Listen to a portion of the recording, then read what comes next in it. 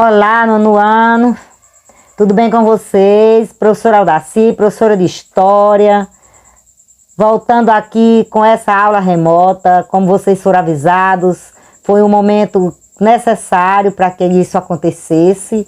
Então, hoje, como nós trabalhamos o capítulo 1, que fala sobre a proclamação da República, nós vimos quais foram os processos que conduziram à República. Trabalhamos esse conteúdo, falamos das questões religiosas, questões militares, trabalhamos as atividades, fizemos questionamentos, né, refletimos sobre esse conteúdo e hoje nós vamos trabalhar o capítulo 2, que tem como tema Primeira República, Dominação e Resistência. Então eu peço que vocês peguem seus livros, acompanhem essa videoaula para que vocês possam ter um melhor resultado desse conteúdo, certo? E na próxima aula nós iremos fazer uma revisão e dar continuidade ao conteúdo, tá certo? Vou deixar também uma atividade lá no finalzinho do assunto, para que vocês possam responder. E na próxima aula a gente faz um questionamento debatendo sobre o assunto. Então vamos ao vídeo. E até a próxima aula. Nós vamos avançando aqui no nosso conteúdo e trabalharemos o capítulo 2, a Primeira República, Dominação e Resistência. Ok? Me sigam aí. O nosso tema de hoje vai discutir primeiramente o conceito de oligarquia e entender por que nós chamamos esse período, né, da chamada Primeira República de República Oligárquica. Tá? Então é bom que a gente possa conceituar oligarquia, né, mas entender como o governo republicano, esse novo governo republicano, se tornou um governo dominado por oligarcas. Tá? Então deixa eu pegar aqui a canetinha, aquela que vai nos ajudar sempre, né, para fazer as marcações.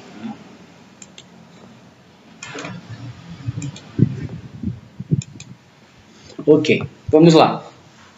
Durante o Império, o governo central impunha seu poder às províncias, né? A gente lembra que depois que se proclamou a República, no lugar de província não tem mais a província, né? E sim Estado, ok?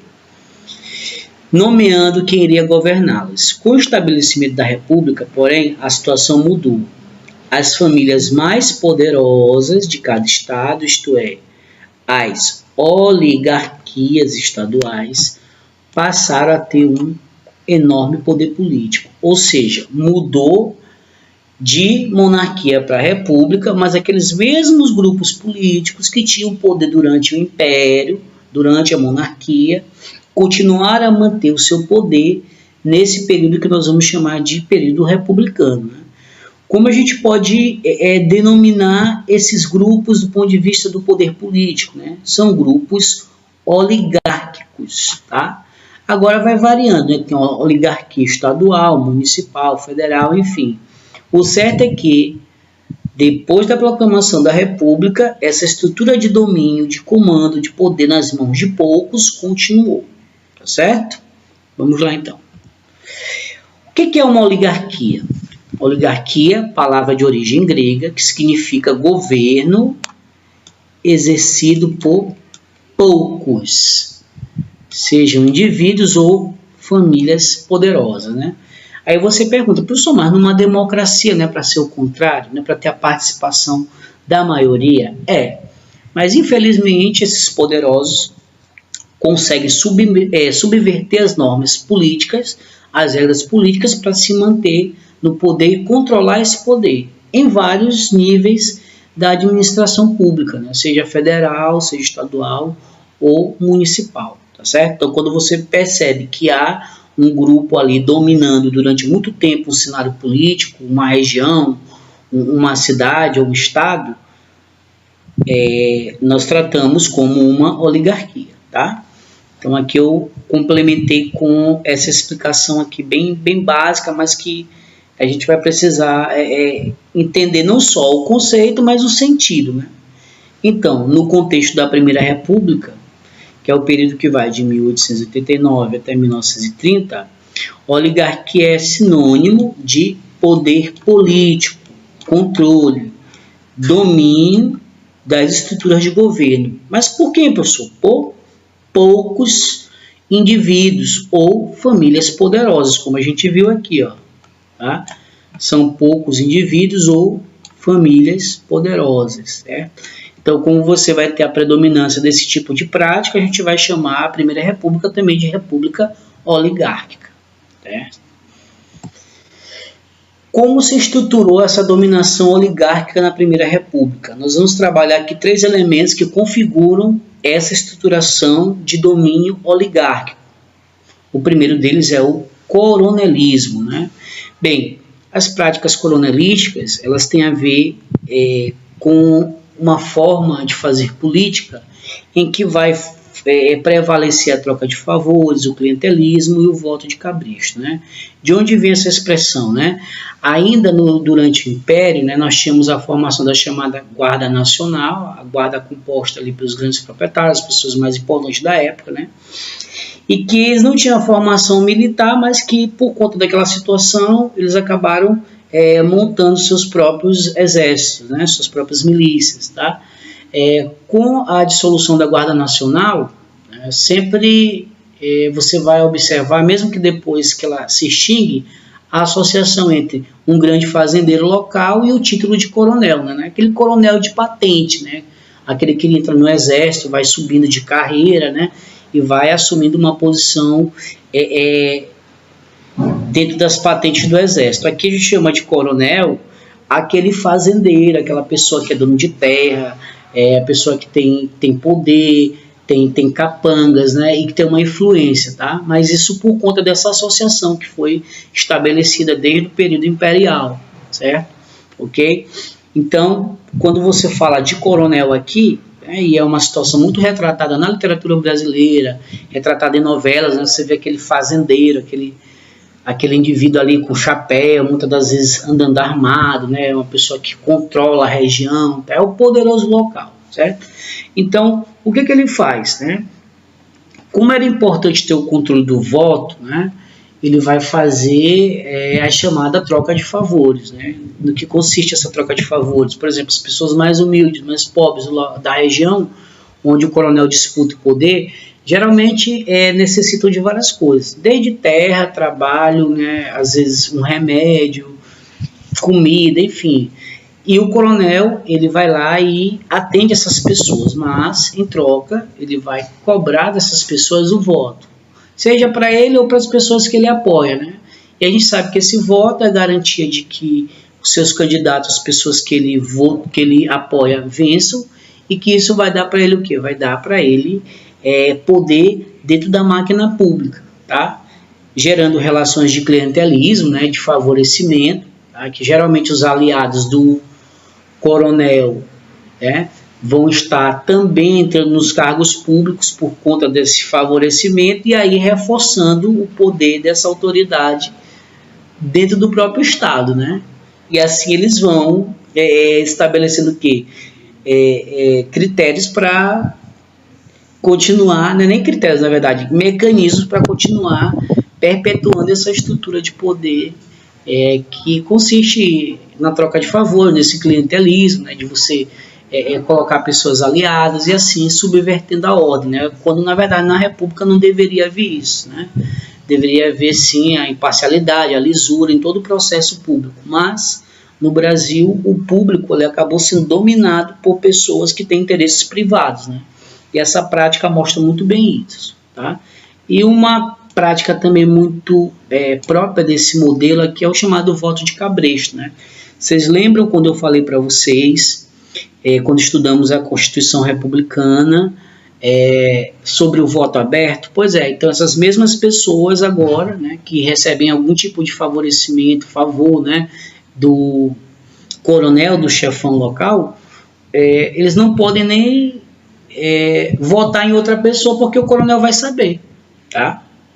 E aí esse voto acaba sendo um voto controlado, né, de cabresto, como você pode observar aqui na própria imagem, né? O cabresto é isso aqui, ó, tá? Essa cordinha de controle, né, que prende aí, né, o eleitor ao político, né? E esse político pode ser o próprio coronel ou aquele que ele apoia, né? Então essa charge da época satiriza essa relação, né? As próximas eleições de cabresto, ou seja, o voto controlado. Tá? E assim eles vão conseguindo garantir a manutenção desses grupos no poder. Essa charge está no nosso livro, né, e ela é bem interessante. Ela também faz uma crítica a esse modelo eleitoral e esse processo que era muito marcado pela corrupção, pelo voto de cabresto, como a gente acabou de sinalizar no slide anterior. Né? Aí diz assim: defunto, o cavalheiro que vai à cidade quer ter a gentileza de me fazer visar esse título de eleitor. Né? Essa charge de 1918 ironiza, né, o processo eleitoral da Primeira República. O que vem a ser esse ironizar? Né? É fazer uma crítica, né? Tá? Uma crítica, né, na forma de ironia, que diz respeito a uma situação de corrupção e de fraude nas eleições. Né? Uma pessoa que já provavelmente teria falecido, né? E esse título ele vai aparecer nas eleições novamente. Né? Como assim, pessoal? Pessoas vão votar com títulos adulterados, né? De pessoas que inclusive já faleceram. Né? Como sugere o artista, na época, até os mortos votavam. Né? O defunto pede para que o transuente visasse seu título de eleitor sem dizer palavra. Este responde com uma expressão que mistura espanto e indignação, ou seja, como se ele não estivesse acreditando, mas que na época esse tipo de prática era comum, né? O que tornava esse processo um processo muito duvidoso, marcado por corrupção. Né? E claro que essa corrupção é feita, né, organizada por aqueles que já estavam no poder para que outros não chegassem, principalmente lideranças populares. Tá? O próximo elemento é a chamada política dos governadores. Usando as mesmas práticas, ou seja, as trocas de favores e corrupção eleitoral, né, as oligarquias estaduais ajudavam a eleger deputados e senadores favoráveis ao presidente da República. Ou seja, né, criar aquela situação onde o governante, né, o presidente, ele não vai ter oposição. Né? O presidente representa aí um poder maior, né? E claro, ele representa uma oligarquia de proporção bem mais elevada, e aí ele não vai querer ter oposição nos estados. O que ele faz? Ele combina com os governadores, né, que também são aliados, para que lá na base, isso seja, que chegue lá nos coronéis, né, a gente tenha a eleição de deputados e senadores favoráveis ao governo. Né, inclusive para a gente definir qual seria o outro presidente, né, ou quem deve ficar no poder. Ou seja, é mais fácil fazer isso quando você tem todos os membros das câmaras, né, aliados. Né? Ah, professor, mas como é que consegue isso? Consegue por conta, né, da troca de favores e da corrupção eleitoral. Pena que isso não foi só um processo lá do passado, mas que ainda acontece hoje. A gente precisa aprender justamente para refletir e se contrapor a isso. Tá? Se contrapor a essas práticas eleitorais que são desonestas, né? Se contrapor a compra de voto, né? Não aceitar esse predomínio de oligarquias, certo? Acho que na República o poder ele tem que ser para o povo, né? E tem que haver alternância, né? A gente não pode permitir que um grupo fique por 30, 40, 50 anos governando, porque aí a gente tem um governo só de um determinado grupo, sem que muitas das vezes haja alternância para que outras pessoas com outras ideias cheguem ao poder. Este, por sua vez, retribuía o favor liberando verbas. Quais verbas? Professor, as verbas federais, né? Que muitas das vezes era para beneficiar esses políticos regionais, ou seja, não é para beneficiar o povo. Né? Então a verba que é para o povo acaba indo para a mão dos políticos que apoiam o presidente, né? E em troca recebe essa verba, e aí ele vai financiar todo esse esquema político, né? Esse esquema político que vai ligar os governos estaduais ao presidente, né? Ok? Então essa é a chamada política dos governadores, E isso foi também marcante e ajudou a fazer todo esse esquema oligárquico que a gente está observando. Tá? Ah, sim, esqueci de ler bem aqui, né? Esse esquema político que ligava os governos estaduais ao presidente da República foi concebido pelo presidente Campos Salles, né? E recebeu o nome de política dos governadores, ou seja, mais uma estratégia oligárquica para manter o poder na mão de poucas pessoas. E o último é a chamada política do café com leite. Bem, é comum a gente trabalhar isso na Primeira República, né, nós professores, de uma ideia que nós já temos, né, que nós aprendemos, estudamos também, que diz respeito à preponderância política de São Paulo, certo? Vou botar aqui SP, que é o maior produtor de café, e Minas, certo? O maior produtor de leite. Então, durante a Primeira República, a alternância de presidentes, em sua grande maioria, aconteceu nesses dois estados, São Paulo e Minas, né? São Paulo, maior produtor de café, Minas, maior produtor de leite. Como é que era o nome dessa política? Política do café com leite. Ah, professor, era possível, né, que houvesse essa combinação para que o presidente fosse eleito e que fosse necessariamente São Paulo e Minas? Sim, né? Por esses esquemas que nós já percebemos, né? Dava para você controlar os resultados das eleições em grande parte, né? Quando saía um presidente, por exemplo, se era de São Paulo, ele já saía, já deixava indicado o próximo, que seria o presidente de Minas, um exemplo aqui, né? E aí toda a estrutura que a gente está observando, ela começava a funcionar. Então, se ele sair, antes de ele sair, ele dizia, olha, o próximo presidente vai ser esse. Então, as oligarquias estaduais, as oligarquias locais, né, dentro dessas combinações que nós já observamos, iam trabalhar para que esse presidente fosse eleito, certo?